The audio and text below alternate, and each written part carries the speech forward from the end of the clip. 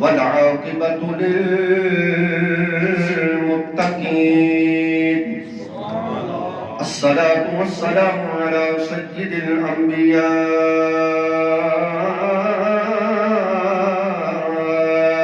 والمرسلين. أما بعد فأعوذ بالله من الشيطان الرجيم. بسم الله الرحمن الرحيم. سبحان الذي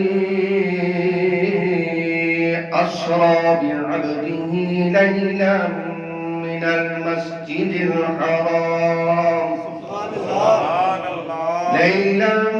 من المسجد الحرام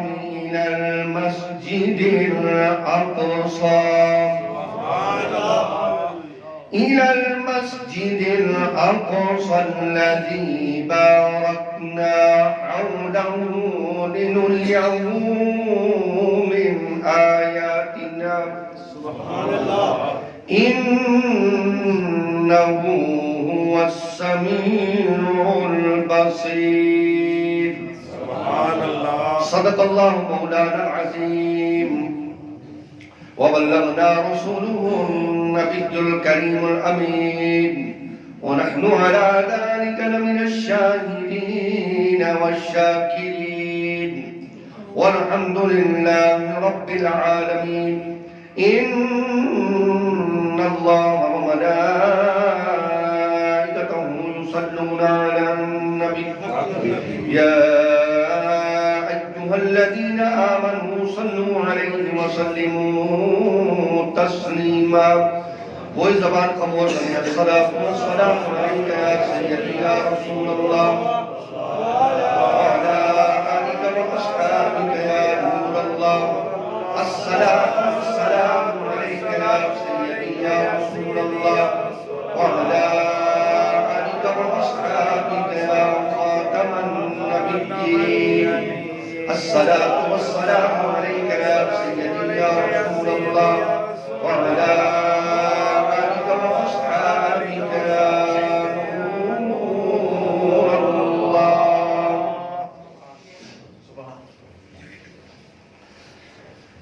حمد و صلاۃ اور تلاوت قرآن مجید کے بعد نہایت ہی عزت اور احترام کے قابل نبی علیہ السلام کے پیارے امتیوں اور جامع مسجد سلطان قطب الدین ایبک کے قرب و جوار سے جمعۃ مبارک اس گھڑی کے اندر محبت کے ساتھ تشریف لانے والے عاشقان مصطفیٰ، آج ابتدا کے اندر جو آیت کریمہ میں نے آپ کے سامنے تلاوت کرنے کا شرف حاصل کیا ہے، میرا ذہن یہ کہتا ہے کہ یقیناً 100% پتا ہوگا کہ آج یہ جو مسجد اقصی اور مسجد حرام کا ذکر کیا گیا، یہ معراج النبی کا ذکر ہے. اللہ کا لاکھ لاکھ شکر ہمیں ادا کرنا چاہیے کہ جب قرآن کی آیت پڑھی جائے تو ہم اہل سنت فوراً سمجھ جاتے ہیں، اس پوائنٹ پر پہنچ جاتے ہیں کہ آج قاری صاحب، پیر صاحب یا استاد جی جو بھی محبت برے نام ہے کہ آج مولانا صاحب معراج النبی پر بات کریں گے. سبحان اللہ. سب سے پہلے تو اپنے عقیدوں کو ہمیں درست رکھنا ہوگا. اگر ہمارے عقیدوں کے اندر کہیں بھی کسی حوالے سے بھی کوئی خلل موجود ہے تو یاد رکھیں کہ یہاں میں ایک مثال ایسی دوں گا ہے وہ کہ وہ پولیٹکس کے ساتھ جڑتی ہے، لیکن میں ایک بات یہاں عقائد و نظریات کی بیان کرنا چاہتا ہوں. وہ کہتے ہیں کہ ایک سیاستدان آتا ہے تو اسے بتایا جاتا ہے کہ جناب ادھر یہ 20 بندے ہیں اور ادھر یہ ایک ہے. اگر وہ ذہن دوڑا کر دیکھے تو اسے کہہ جائے گا کہ یار یہ تعداد کے اندر یہ 20 افراد ہیں، زیادہ ہیں، لیکن ان کا پتہ کوئی نہیں کسی نے ووٹ دینی ہے یا نہیں دینی ہے. لیکن یہ ایک ہے، لیکن ہے پختہ، کٹ جائے گا، مر جائے گا، لیکن تمہیں چھوڑے گا نہیں. تو وہ ہاتھ اس ایک پر رکھے گا کہ وہ 20 ملنے ہیں یا نہیں ملنے وہ تو بعد کی بات ہے، کم از کم اس ایک کو تو میں پکا کر دوں.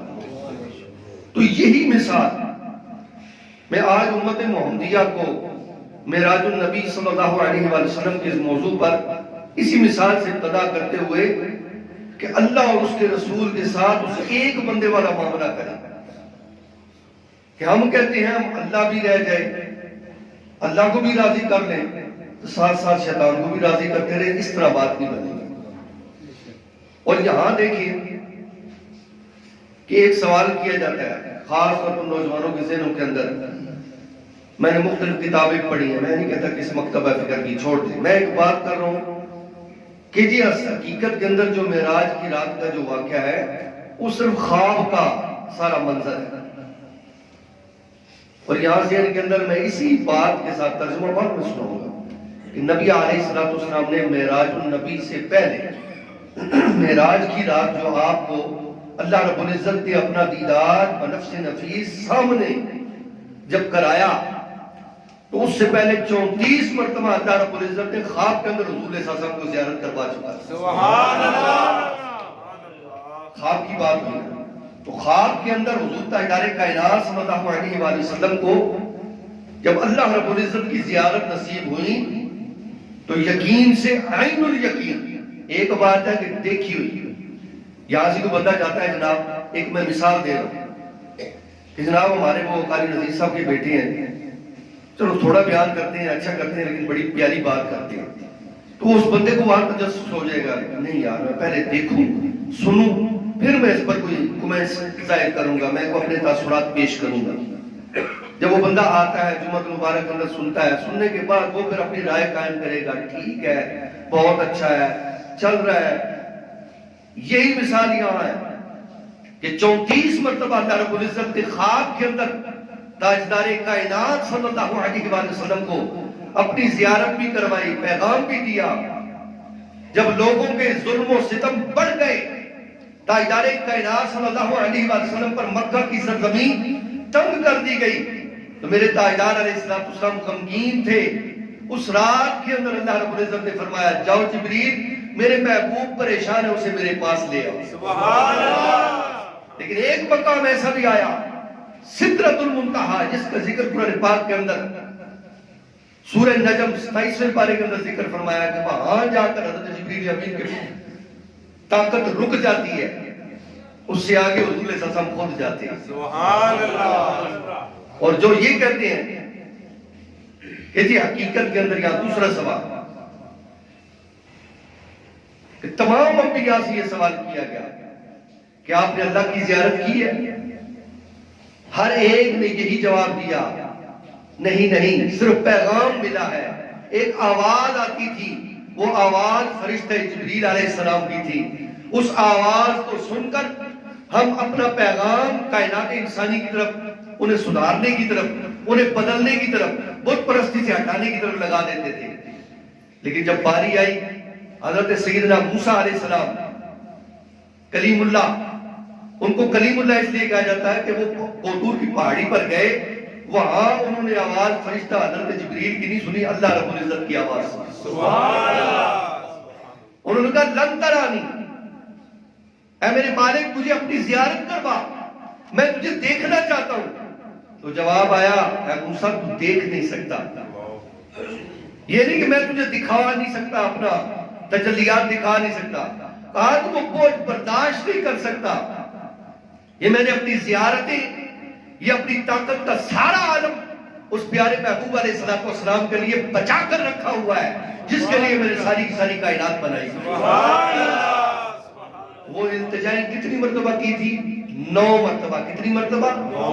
9 مرتبہ۔ یہ ذہن کے اندر رکھیے گا، کتنی مرتبہ زیارت کی تھی؟ 9 مرتبہ التجا پیش کی، میرے مالک مجھے اپنی زیارت فرما، میرے مالک مجھے اپنی زیارت فرما۔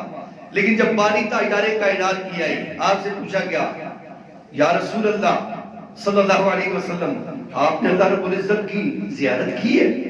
حضور صلی اللہ علیہ وسلم نے فرمایا جی ہاں، نعم رأیت ربی فی احسن صورت، میں نے پیاری صورت کے اندر سونے نورانی مکھڑے کے اندر رب العالمین کی زیارت کی ہے۔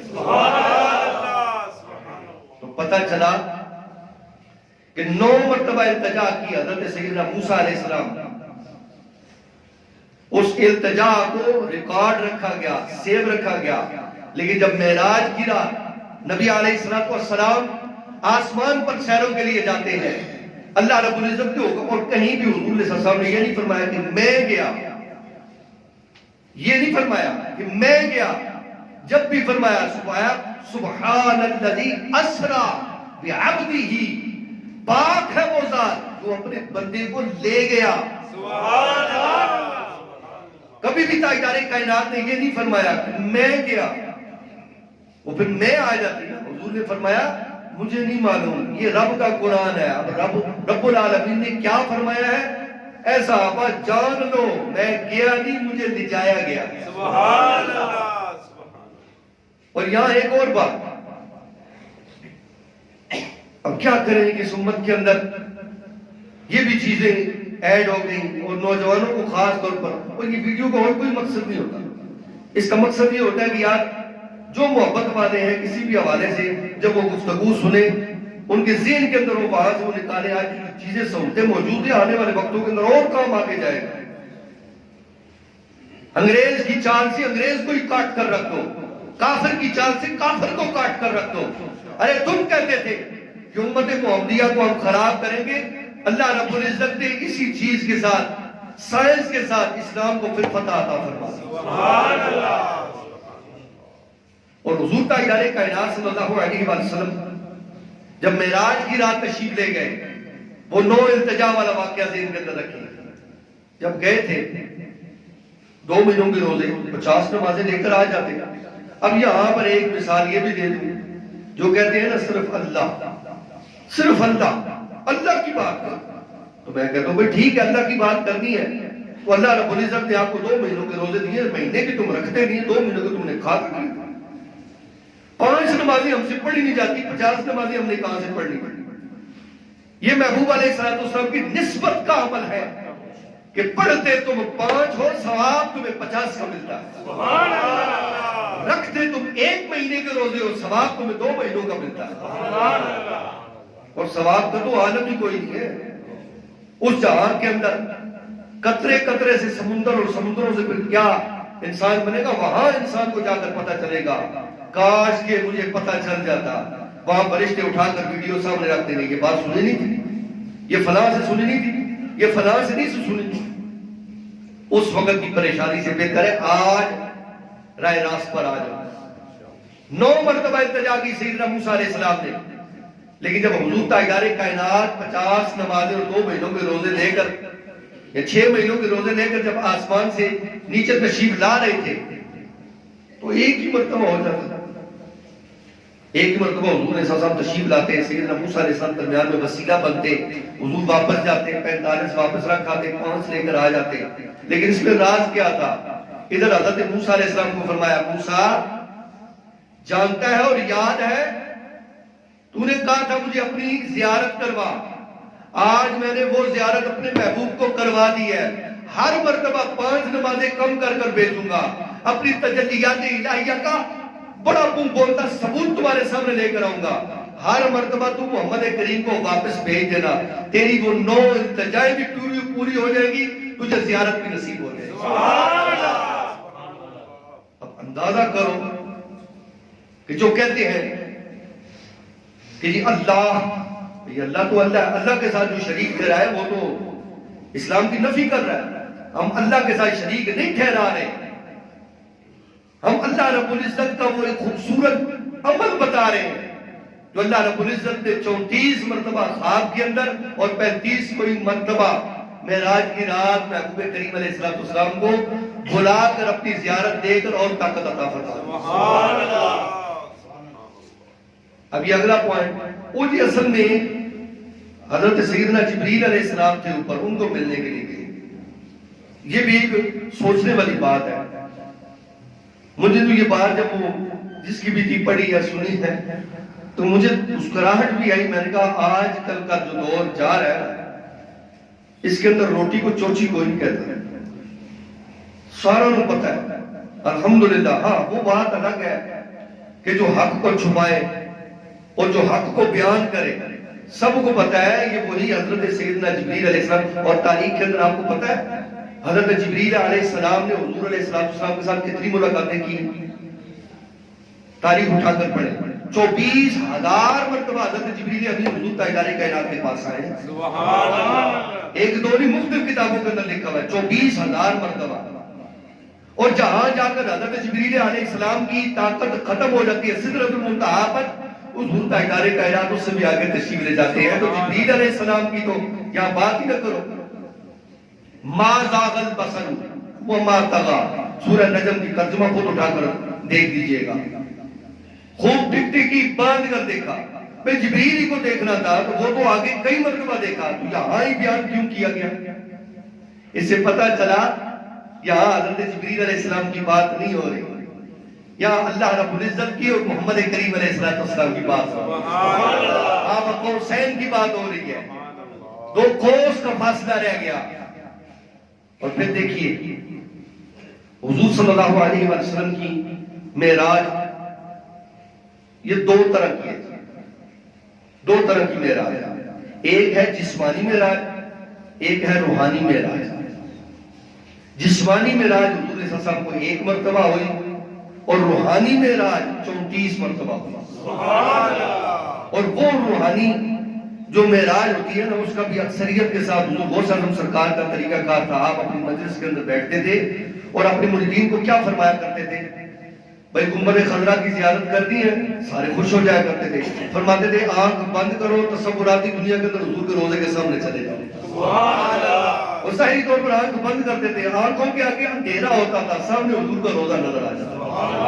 اور آج کے دور کے اندر بھی دیکھیں کہ نبی علیہ الصلوۃ والسلام سبحان الذی اسری بعبدہ لیلا من المسجد الحرام الى المسجد الاقصی. پاک ہے وہ ذات جو لے گئی اپنے بندے کو رات کے تھوڑے سے حصے کے اندر مسجد حرام سے مسجد اقصی کی طرف. سبحان اللہ. اور یہاں پر اگلی بارکنا حولہ لنریہ من آیاتنا. کیوں وہ اس جگہ پر اللہ رب العزت نے نشانیاں رکھی ہیں. وہ کیا ہے؟ مسجد اقصی کے اندر اور باہر آس پاس 70,000 انبیاء کی قبریں ہیں. سبحان اللہ. 70,000 انبیاء کی قبر مبارک ہے، وہاں قبریں ہیں. تو پتہ چلا کہ قبروں والوں کے پاس جانا شرک و بدعت نہیں ہے. ہاں طریقہ حضور کی سنت کے مطابق ہونا چاہیے، جاہلوں والا طریقہ نہیں ہونا چاہیے. اور علماء بڑی سختی کے ساتھ کہتے ہیں ان لوگوں کو روکو. ہماری اہل سنت کے اندر ایسے لوگ ریبل قسم کے داخل ہو رہے ہیں، وہ مختلف قسم کی حجت نکال کر